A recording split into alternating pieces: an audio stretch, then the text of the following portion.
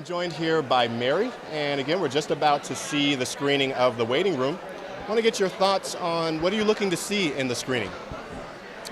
Really looking to see the contents, to see if it addresses some of my concern about medical care, in particular for African American, and that's what I want to see. I'm looking forward to the brutal honesty of what it's like in waiting rooms at hospitals where people that are typically from underserved communities find themselves without health insurance, that have been subject to violence. I expect to be uncomfortable during this viewing, but that's a good thing. So we're here to not only speak about healthcare reform, but also just speak about how we can change what goes on in our ER, as we're here about the waiting room as well, the screening of the waiting room. What has your organization been doing to help decrease numbers in the ER? I would say overall, we provide health information to the community, health education, health support, and health advocacy. The Network for Healthy California actually has a number of different programs. The African American campaign is one. We actually have a power play campaign specifically focused and targeted at youth. I'm joined here by Dr. Gina Gregory Burns of Kaiser Hospital. Do you see how Kaiser is giving more information to help patients navigate through the system? Educating patients so that they know what their rights are and how to access care is a huge point. And certainly after watching the preview of the waiting room, a big part of it is patients don't know. And when patients don't know what their rights are, when patients are scared, sick, concerned about a loved one, that's when they're more vulnerable. The emergency department is completely full.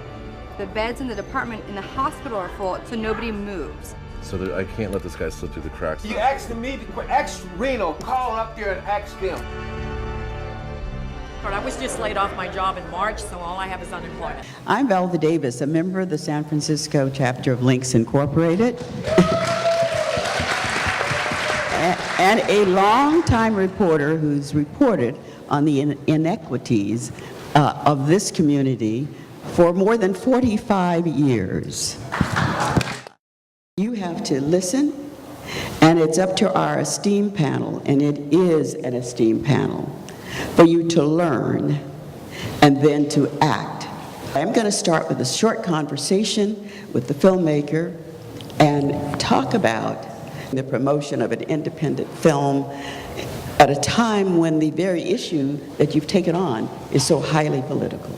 We just finished a national theatrical run that was quite successful, but these community screenings are really going to be the heart and soul of how we're going to make an impact with the film over the next several months leading up to our national broadcast in October 21st, where we'll have several million people watch the film, and that's going to be our biggest point of engagement. First thing I just want to say is that Peter did an absolutely wonderful job capturing the true spirit of what it's like to work in Highland Hospital, San Francisco General, Emory, all these other places around the country. You really have done, you County USC. It is all very similar. The folks that I saw in that waiting room are exactly the people that I take care of every day. When I was watching the movie, I was looking at all the patients, and those patients are, my neighbors, my family, my cousins, my friends, and the health of our community is so important. We need nurses, we need CNAs, we need people to be going to medical school. We need to continue to talk about filling the pipeline so that there is a continuum of advocates as well as healthcare providers. They see me coming. Our legislators are like, oh my God, there's Tahira again. She's going to talk to me about communities of color and what they need and the disparities that exist, and they'll turn the other way. But when I bring you in there and you say, this is me, I was there yesterday all day for diabetes, asthma, something that's preventive, something that with Medi-Cal expansion you can actually go to the doctor and treat and not go to the ER. We need it to happen, and it's not a rosy picture in Sacramento. These are really, truly moving and gripping stories because they're the lives of folks who come to us for the help. And so we just finished screening The Waiting Room and had our follow-up discussion. I want to get our thoughts from Guy here. What's your biggest reaction from seeing the film? It felt absolutely true to life. It's just the environment I work in at San Francisco General Hospital. These are the stories of the patients I interact with every day, the These are the faces of my colleagues in the film. Angelique Tompkins, what are your thoughts to wrap up? Well, first of all, I think my thoughts come from the fact that I am a Bayview resident, and I belong with the Lynx, a wonderful group of women have doing service in the community for 63 years here. And so with that alliance to the community partners and such, we can blow the roof off of what can happen in this community and do that type of bonding.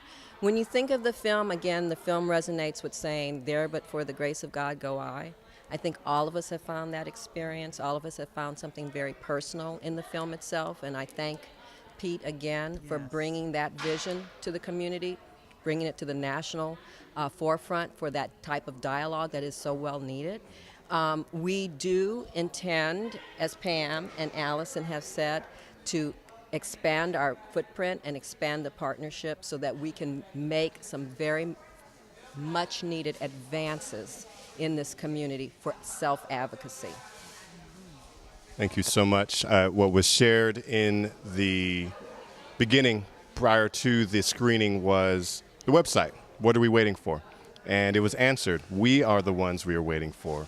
We are the ones that need to advocate for our health, advocate for the community. And so having organizations such as the Lynx to connect with Peter Nix and other filmmakers like yourself is helping to change healthcare. And I think that's a great vision of where we're going. Healthier communities. That's right. Healthier communities are what that's the bottom line. Healthier communities. Thank you so much.